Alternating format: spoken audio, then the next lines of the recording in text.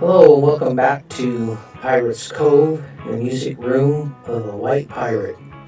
Today we're going to be discussing Richmans Money, which is number 2 in the White Pirate Story series. And in this particular song, we see that the White Pirate is no longer just sitting around. He's actively becoming a pirate.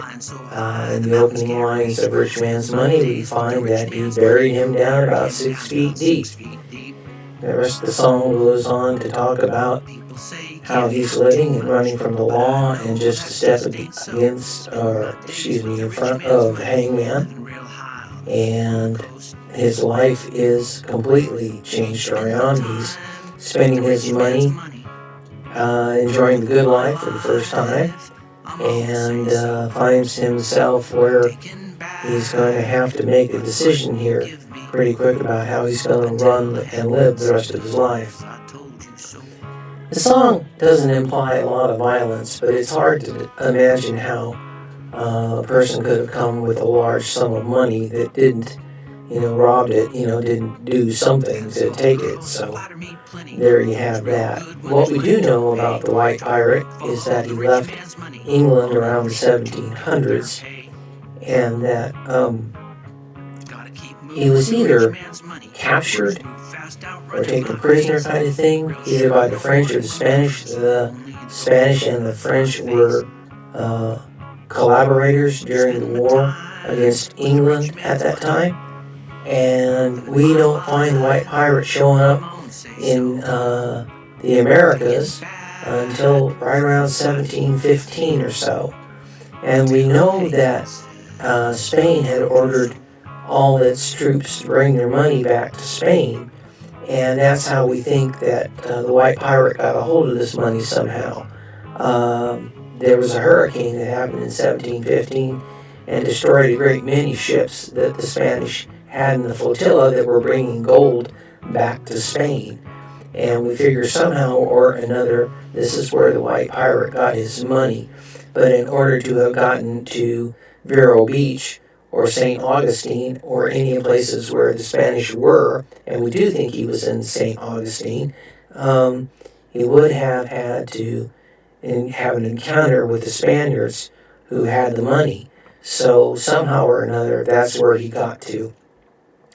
But anyway, as we go on with this, we see that he would have had to have used the money to procure a ship.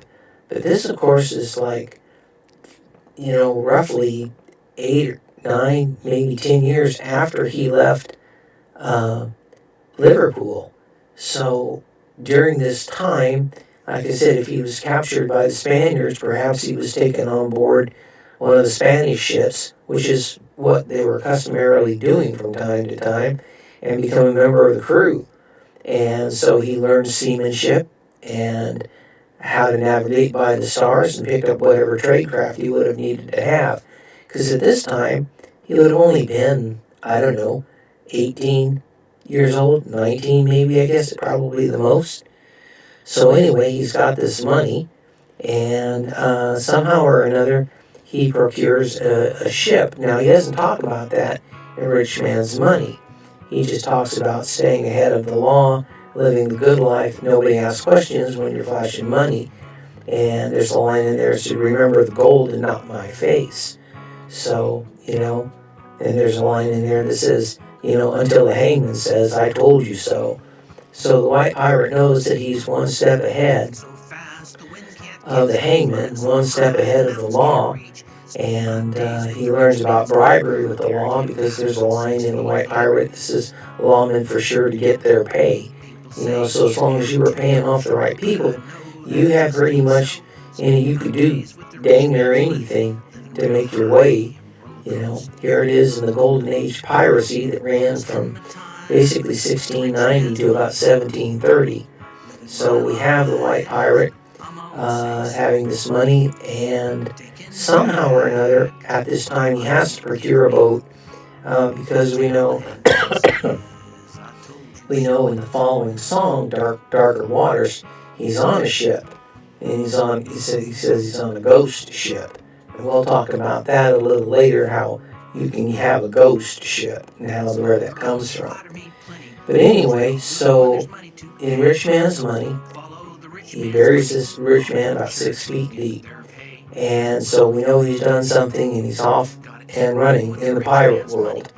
Now what we think happened is that he pressed on to the Gulf Coast where Jean Lafitte and Billy Bowlegs operated. So he may have been going there after he got this gold from St. Augustine, which is not a far stretch.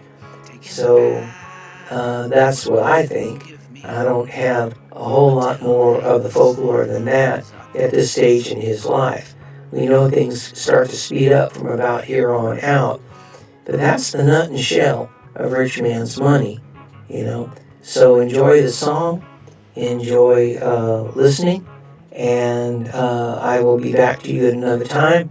Remember this always: save yourself, save your shipmate, save the ship. All right, mate. We'll see you later. Bye.